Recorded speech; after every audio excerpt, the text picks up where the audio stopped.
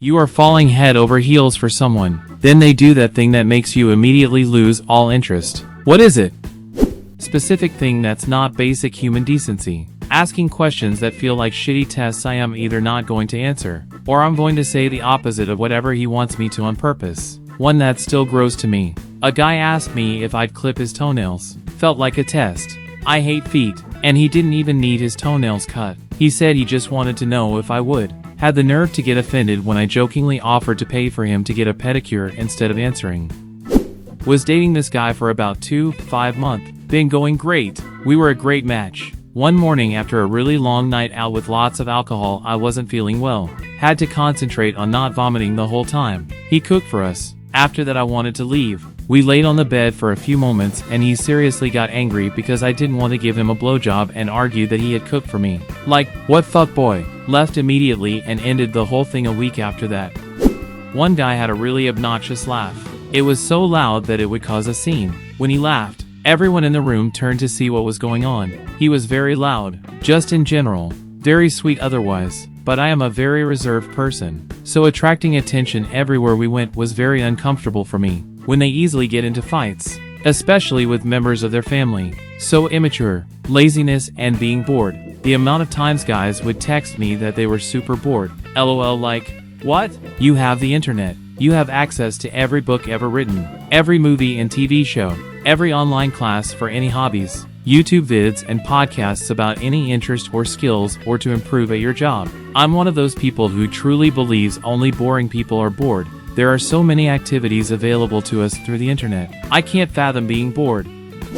Luckily, this hasn't been a problem for a long time. But when a guy presents himself as really put together, clean apartment, clean clothes, hygienic body, clean car, but it was all fake.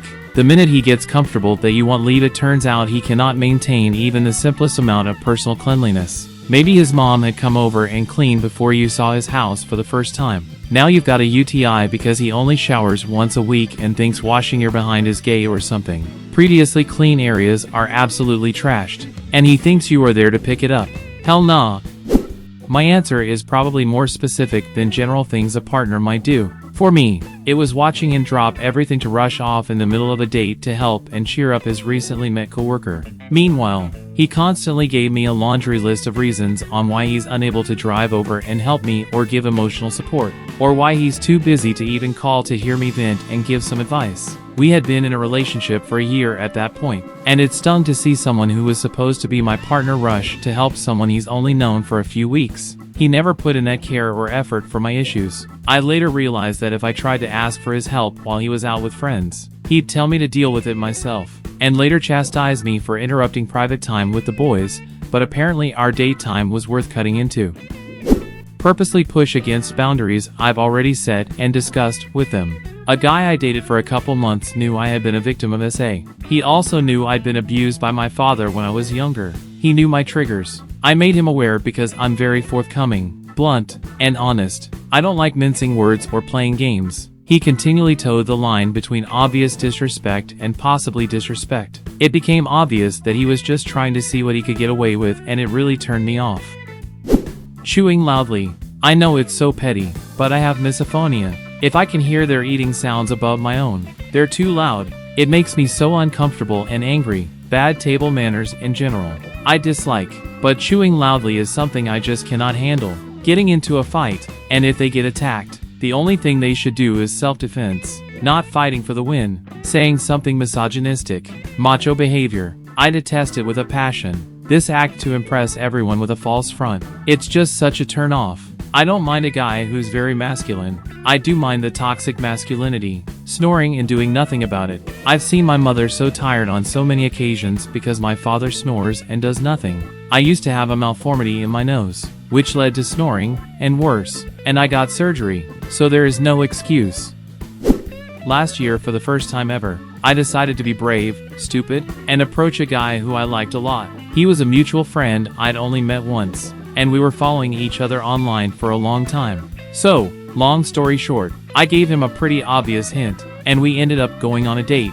But let me tell you, this guy acted so super arrogant and confident that it was almost cringe. I'm pretty sure he was trying to seem way more confident than he actually was. It was like his ego was on steroids or something.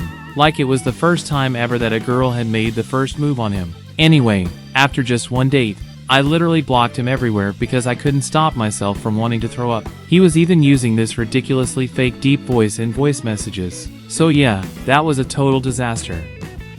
Gaslighting. Never taking accountability for their part in arguments or conflicts. I put up with this for way too long in my last relationship. The signs were there early. In the first 6 months, like if I was upset by something he did, he would somehow get angry at me and turn it back around. But I let it slide. Eventually realized it was a pattern of deflection. Inability to handle any kind of real or perceived shame. And then it eventually escalated into consistent gaslighting. By that point, I was so entrenched in making excuses for the behavior that it took me a long time to start pushing back and calling him out on it. Moving forwards, I would run so fast at those early signs.